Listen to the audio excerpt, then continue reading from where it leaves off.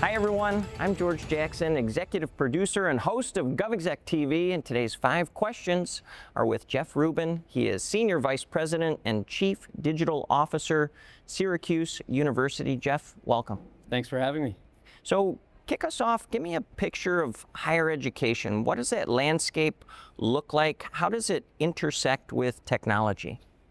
So I think to talk about higher education, there's a lot of headwinds right now in higher ed, some of which we have known for decades that were coming, such as the enrollment cliff is something a lot of folks have heard about, where we just have less folks, less amount of people that are eligible, meaning that we don't have enough people that are 18 years old coming to college. That mixed with some folks that are, that question, do they need a higher ed degree? So you have less of a population. Then you have college athletics, which for big programs is very expensive, and there's House versus the NCAA, and as that gets settled, most likely it'll mean an extra $20 million to everybody's budget that we've got to find. You take in rising healthcare costs. You take in unions and negotiations there, and then you take in kind of the uncertainty of what's happening in Washington. So with all that, there's headwinds, and then you look at the rising cost of tuition, and a lot of private institutions, you're right around that $100,000 mark, and so why is this all important? Because it's going to be hard for a while to keep raising tuition. And even if you raise tuition, really what you're also doing at the same time is raising the discount rate, which is the amount, the discount that the average student gets. And so your net dollars is really staying about the same. So if you can't grow the top line, this is any business, if you can't grow the top line, then you got to look at shrinking the bottom line. And this is where I think AI is really going to transform higher ed, or has the opportunity to transform higher ed, because we can be more efficient. We can look at all of our campus operations and change. You're trying to be part of that change right now through Syracuse University, through something called IBL.ai. We're here in New York. We're at an event put on by your partners at Google. Talk a bit about that partnership and what IBL.ai is. Yeah, so Google introduced us to IBL, and IBL has been around for a number of years in the tech higher ed space, and really doing AI before AI was pretty cool. And what attracted us to IBL was, it's not that we don't want to pick a horse in the race, meaning do you pick Google Gemini, do you pick one of the others? It's not that we don't want to, it's that the models are different in that sometimes you may want to use a Google Gemini, other times you may want to use a Chat GPT, or other times you may want to use a Claude, and even within those, there's a whole bunch of different models there. So depending on what you're doing, a lot of people compare AI to like the browser wars of the 90s. It's not, right? The browsers all did the exact same thing, right? They all searched the same content, brought up the internet and rendered web pages. Yeah. These models have been trained differently. And so what attracted us to IBL is they're essentially using the Google Vertex as a foundation layer. And within that, you then have the ability to say, we can be LLM agnostic. And so we may want to use Google Gemini or Flash or whatever it is for certain applications, but we may want to use something else. We may want to use an open source model such as Llama. The idea is it gives us the flexibility to move around because it's all been built on Google Vertex. With that said, so you have Google Vertex, you have the LLMs, then what they've done is put this middle layer on there that says, okay, we can now build any sort of application based on our data. And so I'll give last semester, I teach a class at Syracuse, Intro to Information Technology. There's a couple hundred students in that class. And so what I wanted to do is said, could I create a virtual Jeff, right? So one of the things is students have questions, but usually their questions are when they're preparing for an exam or doing a project. That's typically at night. They can't get a hold of me, right? But why can't they? Why can't they interact with me as if I was there? And so what I've done is take all my course content, every word I've spoken in class and every lecture, and those transcripts are all uploaded to this IBL platform. Every slide that I've shown, uploaded to the IBL program. So now, and then I've instructed the IBL platform to say, first answer based on information that you have from Jeff. And then if the student needs more help or has more questions, of course, use the LLM, use the large language models and the internet to feed additional information. The best part is we can see what the students are asking. And I'm transparent, right? So this isn't about, I think it's important to have transparency. So I tell the students, I can see what you're asking, right? And why is that important? Because it really helps me realize where they're getting stuck for the first time. I can see, not just that, oh, this exam question was hard, but based on the questions that they're asking the AI agent, says, I really didn't do a good job explaining that, right? And allows me to now go back and tailor my slides.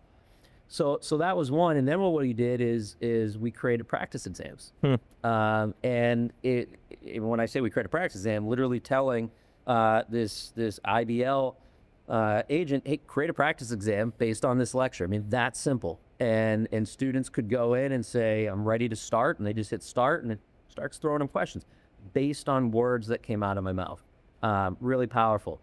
Well, we started doing this and then other faculty said, hey, this is really neat, but I may want to do more of a simulation, right? With the idea of, I'm going to propose a scenario and ask the student a question, and then based how they answer, it's kind of like pick your path. Yeah.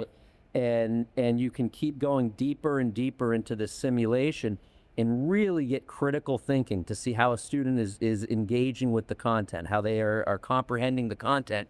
That's powerful because we just don't have the time to do that one-on-one with every student in a classroom environment. Now we can, and we can see again how they're thinking. Here's what I think is, everyone is, I shouldn't say everyone, a lot of folks are worried that AI is taking jobs, right? And my thing is AI is going to take certain tasks. It's going to automate certain tasks of jobs, and maybe certain jobs it's going to replace. But just like the internet, it's going to create a lot more than it takes away. The point of this is if a student, they're worried about, well, am I going to be prepared for the workforce, right? Am I going to be prepared for the workforce? Am I going to have a job? Well, the answer is yes. You're going to have a job, but what you need to do is not just know content, which I feel is what higher ed's been about, right? Is we've gone into lectures, we absorb all this information, and then you go out into the workforce and you got to apply it. And that's where you got to start your career in building, is how do you apply the information you learn? Why can't we take that application or that layer and bring it directly into the classroom? And that's what we can do with simulations. That's what we're doing with IBL, is getting them to think critically in certain scenarios and work through those, which is going to better prepare them for the workforce. Talk about the mission benefits of this partnership to the students themselves. Like, if I step back and I summarize a little bit of what you said, access, that's big. Transparency. I also wrote down the phrase critical thinking at scale. Am I reading that right, sir? Yeah, that's exactly right. I'm going to go back to say higher ed needs to transform. Now, I am not naive. I don't believe I'm going to get every professor at Syracuse University to change the way they teach. Not today. But can I get a handful? Can we rethink this pedagogy? Which, by the way, challenge everything. Why does it have to be a 55-minute lecture? Maybe now it's an hour and a half where I am lecturing for 20 minutes, then I'm doing a simulation, right? I want students to bring laptops to the classroom. And now think about this for a second. Laptops of tomorrow, and when I say tomorrow, this year, next year, they're coming out. And laptops have what are called an NPU built in them, neural processing units. So we've heard of CPUs and GPUs for gaming and NVIDIA, but they have an NPU. And the laptops are being shipped with not large language models, but small language models, essentially meaning you don't have to go out to the cloud every time you ask a question. Higher ed A lot of folks in this world are worried about sustainability, climate change, right?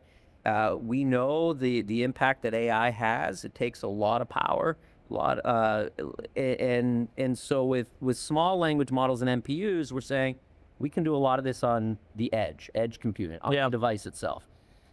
Why is this exciting? Well, imagine if now I have a classroom of 200 students, and this classroom has been built with a comfortable place for their laptop, and now they all came to class with a small language model, right, built into their computer.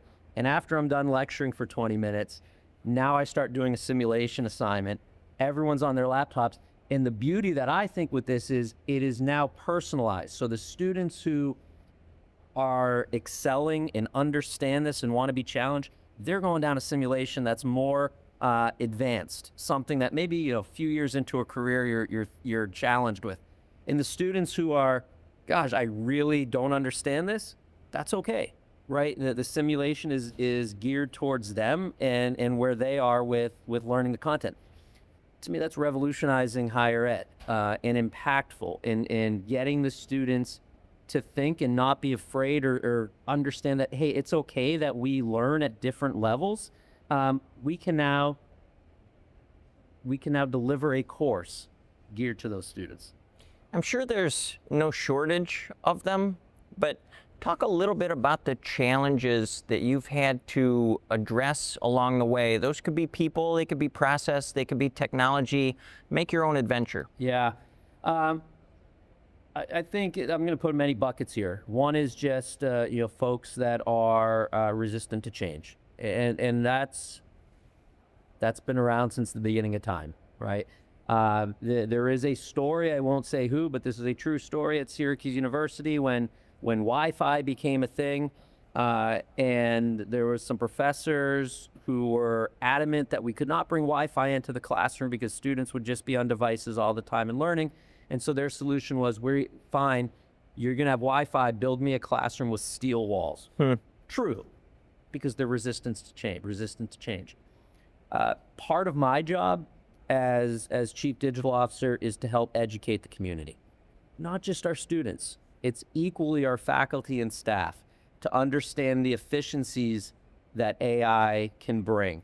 I stood up at Syracuse University recently to talk about AI in the workforce, and I told leadership, if every one of us, every faculty, every staff is not using AI, generative AI on a daily basis, we are being inefficient. We are being inefficient. But with that is not just telling them they're being inefficient. It's our job to help them. Well, how do they become efficient? How do they use it, right? And what are the daily tasks that an athletic director is doing, that our VP of HR is doing, that a faculty member is doing, that an academic advisor is doing, and how do we enhance that with AI? Not to replace their job, to make them more efficient with their time. So folks that are resistant to change or just don't know how to take that first step, that's one challenge. A second one I talked about is sustainability. We've got a lot of folks that are very concerned of how we embrace AI and what's it going to do to the planet. And so that's where I was talking about, okay, let's have a solution to this. Let's talk about small language models. Let's talk about MBU. Let's talk about what Google's doing with sustainability and what the others are doing with sustainability, because what they're doing is real and it's great and it's impactful. Another challenge is security. That's a big one. Where is the data going, right? And everyone's concerned, or I should say everyone, again, people are concerned of, well, if I upload the data, does Google now have my HR data? Do they have my budget information, right? Those are real concerns, by the way. So working with our Chief Information Security Officer, General Counsel, making sure that we're picking the right vendors such as Google, where we know our data is secure in the cloud, right? And that it's not being used to train models. And then there's the whole ethical, privacy. How do we determine what's real versus hallucination, right? And by the way, this is critical thinking, or critical, I shouldn't say thinking, critical skills for students, right? And faculty and staff. is that they need to understand how to evaluate information, right? And that's part of our job. We've been breaking down steel walls with Jeff Rubin, SVP, Chief Digital Officer over at Syracuse University. Sir, thanks so much. Thanks for having me. Audience, thanks for tuning in. That was today's 5 questions for GovExec TV. I'm George Jackson. Have a great day.